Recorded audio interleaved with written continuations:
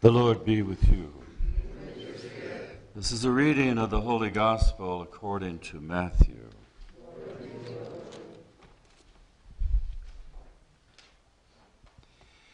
Jesus said to his disciples, "The coming of the Son of Man will repeat what happened in Noah's time. In the days before the flood, people were eating and drinking, marrying and being married, right up to the day Noah entered the ark. They were totally unconcerned until the flood came and destroyed them. So will it be at the coming of the Son of Man.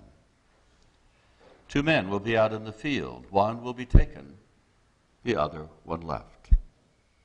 2 women will be grinding meal. One will be taken, and one will be left. Stay awake, therefore. You cannot know the day your Lord is coming. Be sure of this. If the owner of the house knew when the thief was coming, he would keep watchful eye and not allow his house to be broken into. You must be prepared in the same way. The Son of Man is coming at the time you least expect." The Gospel of the Lord. Praise to you, Lord Jesus Christ.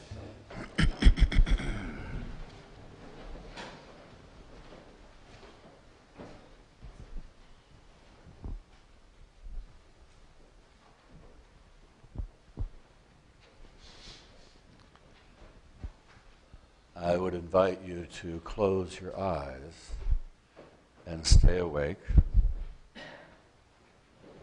and go to your storehouse of memory and bring forth the memory of an awakening, an experience that you have had of waking up to something you did not realize before that moment.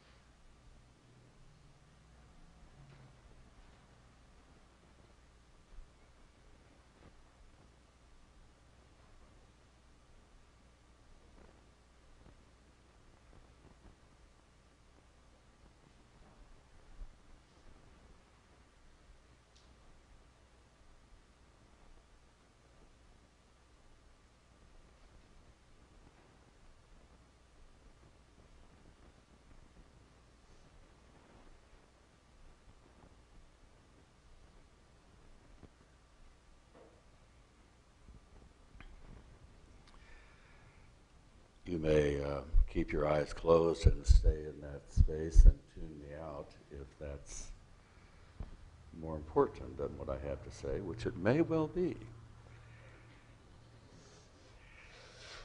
Every time I do this meditation, both by myself and at masses, another awakening comes forth.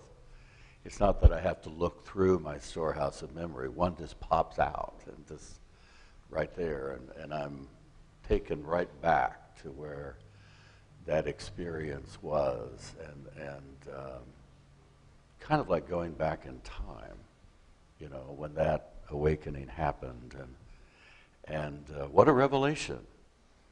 And at least the awakenings that I experienced, and particularly the ones that I remember the most, I didn't plan on them. And I didn't control them. It's like it happened to me. And I think in the midst of that, God was always there. And so in some way, they were always some kind of divine revelation or divine intervention. And so they were spiritual. There's a spiritual component, even though the awakening may be a very, very practical, not religious thing at all. It had nothing to do with church. But it had a lot to do with God. It had a lot to do with my awareness of God's presence and God's moving me forward.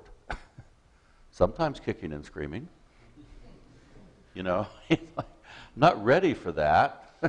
Well, ready or not, here you go. So, and the reason why I obviously bring this up is because it's the first Sunday of Advent. And every first Sunday of Advent, we always get at least one or two scriptures, this Sunday, two, that tells us to wake up and to stay awake. Okay? It's one thing to wake up, it's another thing to not roll over.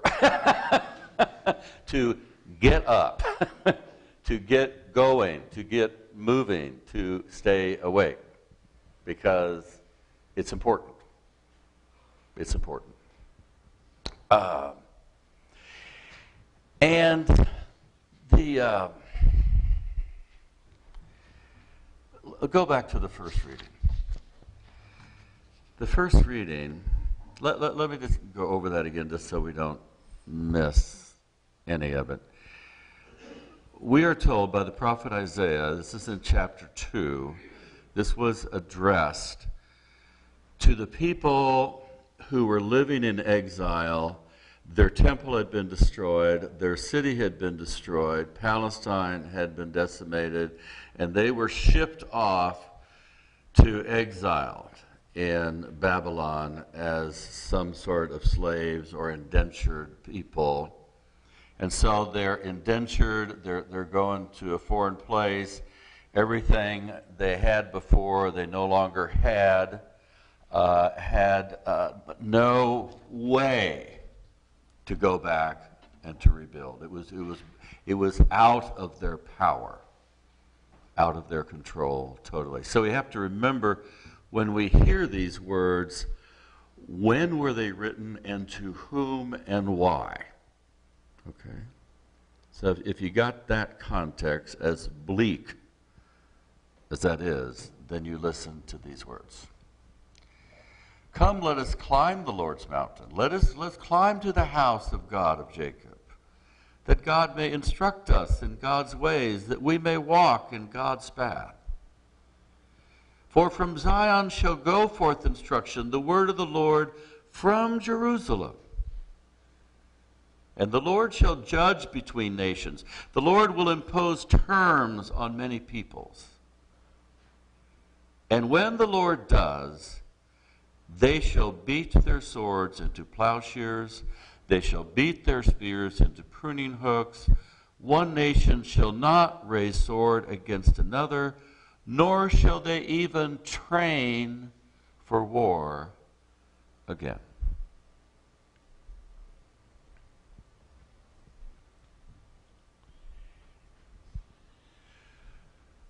When I read those words earlier in the week, I read them as a 21st century person living in 2013 in the United States of America, and thinking about our own country, our own wars, our own military, and thinking about all of the news of other countries and other wars and other militaries and other armaments, and thinking, how could those words, how could that prophecy ever come true? How could that prophecy ever come true? But when I remember the context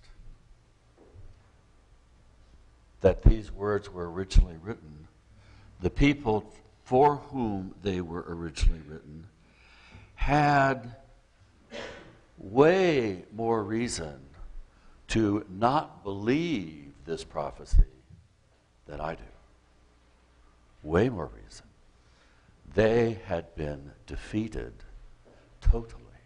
They had lost everything totally. And they were living in servitude totally, and would for at least 70 years, which meant Anybody who went into the exile died in the exile. Only a generation or two or three that would ever come back. So they had even more reason to not believe that. And Jesus had not yet come. When Jesus came, Jesus prophesied in a similar way. When my kingdom comes, humanity shall be changed. Humanity shall be transformed. And it will come from God. It will come from the power and the will of God. It will not come from the power and the will of human beings. It's going to happen because God means it to happen. So what is our job? Our job is to wake up and get with the program. That's where God is headed. Where are we headed? Okay? That's basically what it's saying. And so how many awakenings is it going to take to get me in line with the will of God? How many awakenings is it going to take for me to trust God that much? Because I know I'm not there yet. When I read the words and I feel my own disbelief, when I feel my own doubt, then I know I'm not there yet. Amen? You're all really, really quiet this morning. So, I need Advent. I need these 4 weeks not to shop.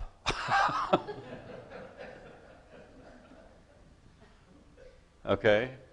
And I needed the last 3 days not to shop. That's not what I needed them. And I actually didn't. Well, a little bit. Yeah, I did. I went over to Jamesport. Okay.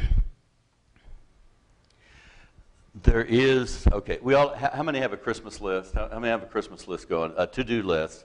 Even mentally, I'm not talking about on paper or your computer. I'm just talking about right here between your ears, how many have a list of things that you got to get done before Christmas? We all do, okay? And you didn't come here this morning to add to that list, did you? That's not why you came to church, but we are here. We are here for a different kind of list. A kind of list that has to do with our awakenings. And my hunch, this is just mine, that if we choose like in those little blue books, how many picked up one of those little blue books, okay? And there's some more next door, by the way. If we choose on a daily basis to very consciously bring God into our life, into our heart, and particularly when we're talking about getting to the edge of my belief and my trust. This gets very personal. This isn't about the creed we're going to be reciting in just a few moments. This gets to my own personal edge of this is how far I trust God, and boy, if it goes farther than that, I'm walking out on a limb there, you know, and I know it. I can feel it. I can feel it. That's, I think, where the awakenings happen.